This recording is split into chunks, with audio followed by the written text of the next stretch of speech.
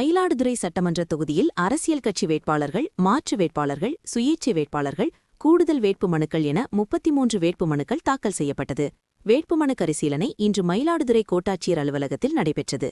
தேர்தல் நடத்தும் அலுவலர் விஷ்ணுபிரியா தலைமையில் தேர்தல் பொது பார்வையாளர் நேகா சர்மா முன்னிலையில் வேட்புமனு பரிசீலனை நடைபெற்றது. நாம் தமிழர் கட்சி வேட்பாளர் காசிராமன், அத்திகமா கூட்டணி பாமக வேட்பாளர் சித்தமல்லி பழனிசாமி, தவக வேட்பாளர் ஹாரூன் ரசீது, திமுக கூட்டணி காங்கிரஸ் வேட்பாளர் ஜமால் முகமது யூனுஸ் உள்கு பல்வேறு நொவல்பனின் வேட்புமனுக்கள் ஏற்கப்பட்ட நிலையில் பாமக ராமதாசின் அனைத்திந்திய ஜனநாயக பாதுகாப்பு கழகம் வேட்பாளர் பாக்கம் சக்திவேல், மாற்று வேட்பாளர் அவரது மனைவி சுகுணா சக்திவேல் மனு நிராகரிக்கப்பட்டதாக 12 மணிக்கு தெரிவிக்கப்பட்டது.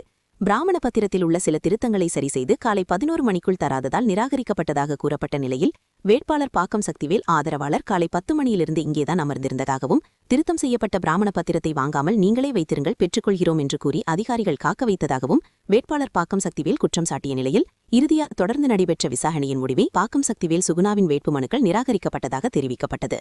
பாமக தொண்டர்களின் வாக்குகளை பிரிக்கும் ராமதாஸ் அணியின் வேட்பாளர் பாக்கம் சக்திவேல், மாற்று வேட்பாளர் சுகுணா மனு நிராகரிக்கப்பட்டு தேர்தலில் போட்டியிடும் வாய்ப்பை இழந்துள்ளதால் சோகத்துடன் வெளியேறினர். பாக்கம் சக்திவேலின் வாக்குகள் பாமகவிற்கு சாதகமாக அமையும் என்று அத்திகமா கூட்டணி மற்றும் பாமக கட்சியினர் மகிழ்ச்சியடைந்துள்ளனர்.